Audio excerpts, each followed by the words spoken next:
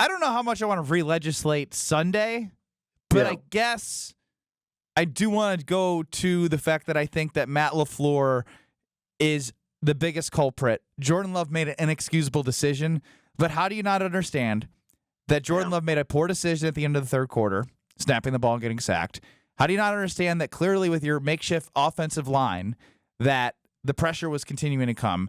Putting the ball in his hands in that spot to throw it when you finally have an elite defense, I feel like is a huge mistake. Yeah. Well, let's take those two, Ben, because I here's what I thought at the end of the third quarter. I looked up at the play clock on the scoreboard and the regular clock and realized that they didn't have to run a play. So I got up and went to the bathroom because I thought that was the end of the quarter. And I wanted to beat the in between the quarter rush to the restroom. I get into the restroom. All of a sudden, I hear this cheer, and I hear the PA announcer say, Jordan Love sacked for minus whatever. And I was like, what? Why did they run a play? I mean, that was a bad game management decision. That's on the head coach. The one thing about that, the interception play, I go back and forth on this because I feel like if they would have run the ball on, 3rd and 3, they were getting nowhere all game. I felt like we probably, or some people probably would have criticized LaFleur for not putting his foot on the gas and playing sort of not to lose instead of win. I say this. I think the quarterback somehow has to be able to see the safety there. He just has to.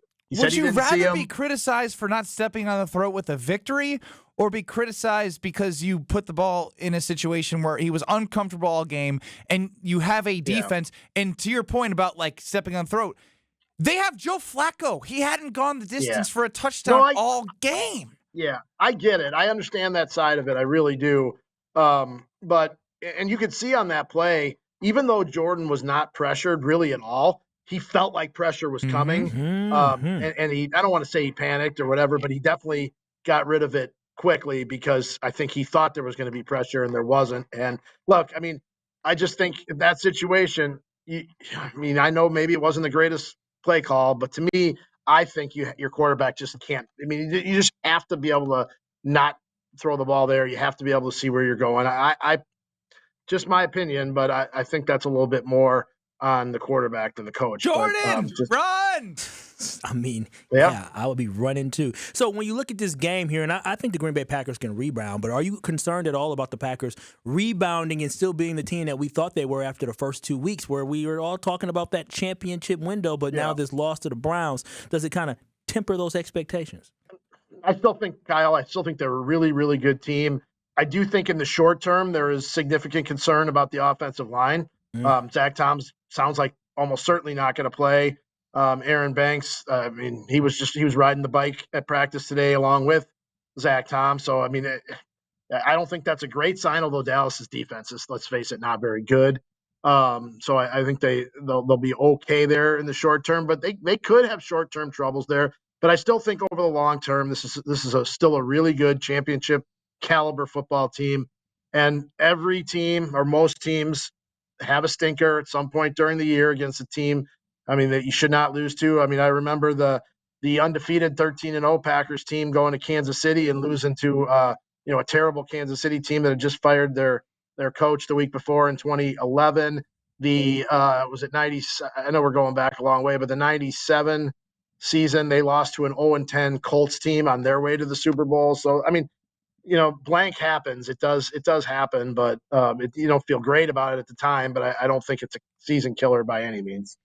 Rob Demovsky joining us here on Kyle, Brust, and Nortman. Rob, I agree that it's not season killing, but it's worth bringing up that on first down in the playoff game against San Francisco, Jordan Love made a poor decision. Yeah. Now, injuries were rumored to be part of the decision-making, but against the Lions last year at Lambeau Field, he threw an inexplicable pick six. There was a different game that I'm blanking on where he threw another pass that was like, whoa, what just happened? So just like there's just a weird thing because he's a good quarterback. He's still got a great passer rating. He's good in QBR, but it's just like I don't know how to put my finger on the decision making because it's pretty good, but then it's just very random. It's at random. Yeah.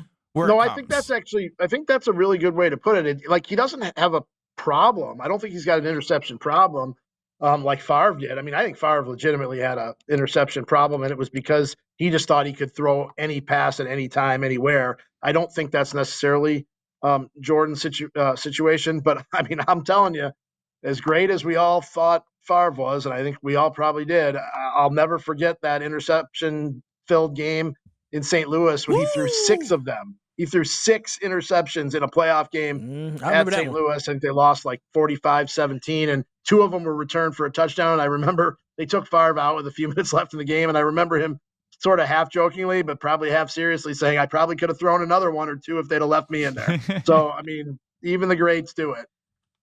Yeah, Rob, moving forward, you talked a little bit about the offensive line. Where does this offensive line reshuffle at, right? Because I know Morgan didn't play too great out there. Walker obviously going against Myles Garrett. What does this offensive line look like going into Dallas on Sunday? Yeah, Kyle, it sounds like from what Matt LaFleur said that it will be Anthony Belton at right tackle, and it'll be Belton from the right tackle at the get-go. They've had 4 guys play right tackle in 3 games. I mean, Zach Tom, Darian Kennard, who they traded for from Philly right before the season, Jordan Morgan, and Anthony Belton. Assuming that neither Tom nor Banks goes, Kyle, it would assume it would be Morgan at left guard and Belton at right tackle. And Jordan Morgan, look, I mean, I know he's a first-round pick, and he's been, I would think it's safe to say he's been a little bit of a disappointment, if not a lot bit of a disappointment. But they've done him no favors by moving him around. In fact, Matt LaFleur finally acknowledged that on Monday, that maybe they've slowed his progress by, forcing him to play. I used this example, I think it was with Balaga the other day, or maybe it was, I can't remember who it was with, but, Rasheed Walker, we all think is serviceable to above average left tackle, right? Well, he's only played left tackle since he's been here. Like, he didn't have to play right guard. He didn't have to learn left guard. He didn't have to play right tackle. He played left tackle basically since he's been here. And, I mean, maybe I don't think it's a coincidence that he's had what I guess I don't think they'll re-sign him, but I think you'd call that a successful run here as a starter. Rob, but because think about, in part, wait a minute. he's played one position. But a lot of guys on offense, you're talking about a center and Jenkins that has played literally all the positions. He's played every position on the offensive line. You're talking about Sean that's Ryan. Rare. But rare. Sean Ryan plays center as well a little bit for the Green Bay Packers. And correct me if I'm wrong. Did Zach Tom play? Did he only play tackle, or did they try him at center? Or did I think he have to take when we first got here, in practice, I'm pretty sure that he played some center. I don't know if he ever did it in a game. The other thing too is this all started because they moved Elton Jenkins to center, and Elton has not played how anyone thought he would at center either. Like if they don't sign Aaron Banks, leave Elton at left guard where he's a multiple time Pro Bowler, and either find another center or go with Josh Myers again. Like they're not in this situation. I mean, I think you weaken 2 positions essentially by moving Elton Jenkins to center, at least for the short term. I hope Aaron Banks can get healthy and show who the player that he really is. But it's been unfortunate for the Green Bay Packers, and Jordan Love paid the price, and the team paid the price on Sunday. As Rob Demovsky's here, one more for you, Rob, as I know you're a busy man. The Dallas defense sucks.